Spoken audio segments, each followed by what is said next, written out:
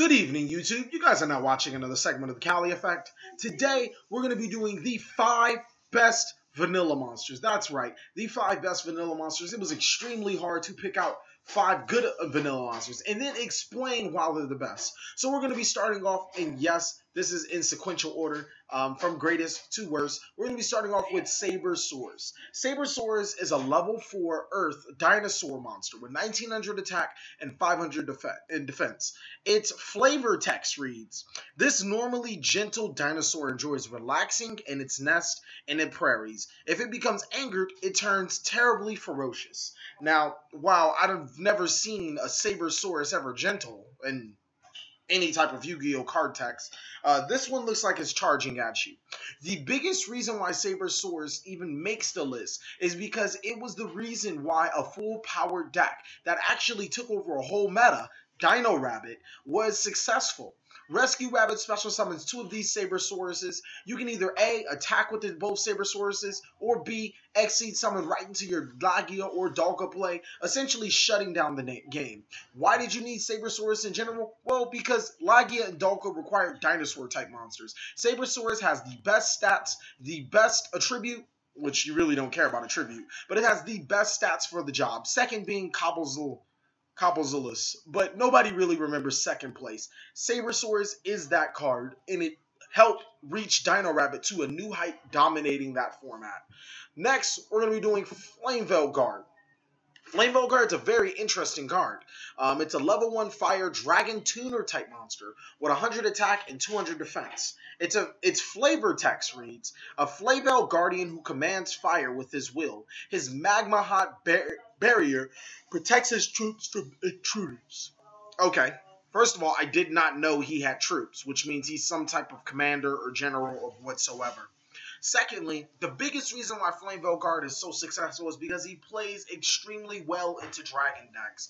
Blaster plus Flameveil Guard equals 2 things. You get a free destruction card or a free Synchro 8 play. And that's what Flameveil Guard is essentially there for. Its 2000 defense wall is a pretty beefy wall that you could set in case you got a dead hand, and is not really a bad card. You know, being a fire, a dragon, a tuner, and a level 1, that's just 3 things that it really has going for it that really helps it propel inside of the Dragon Ruler deck.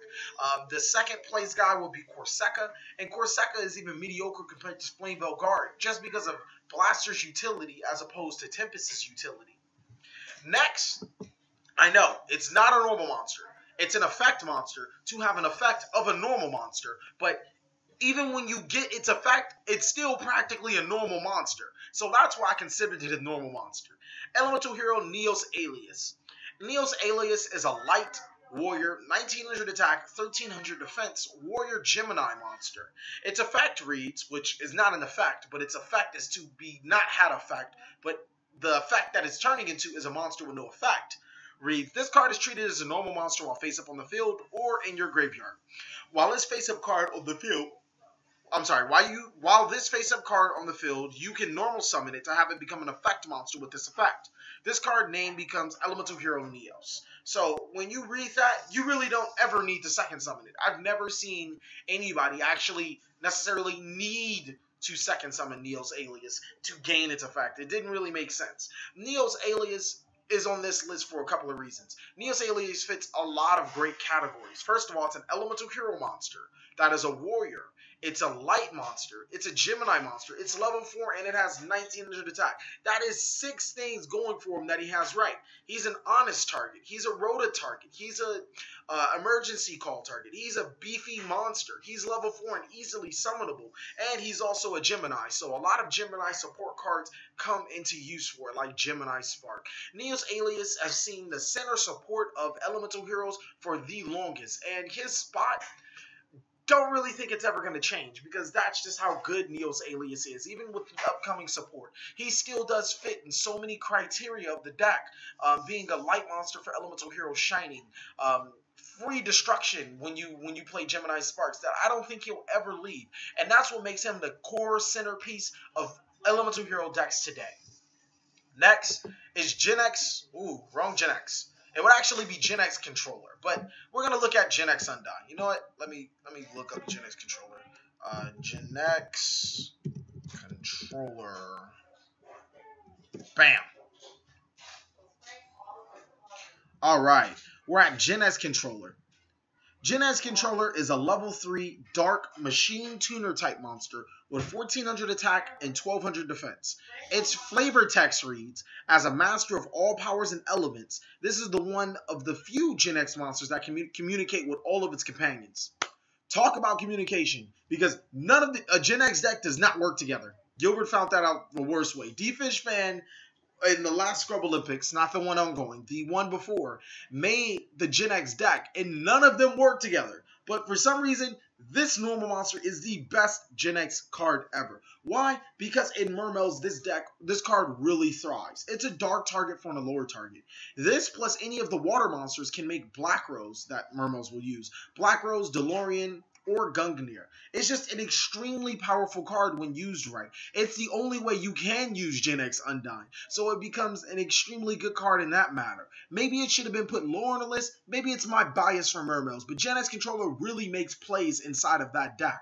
Apart for its own deck, I don't think it works that way. I think it only works for other decks.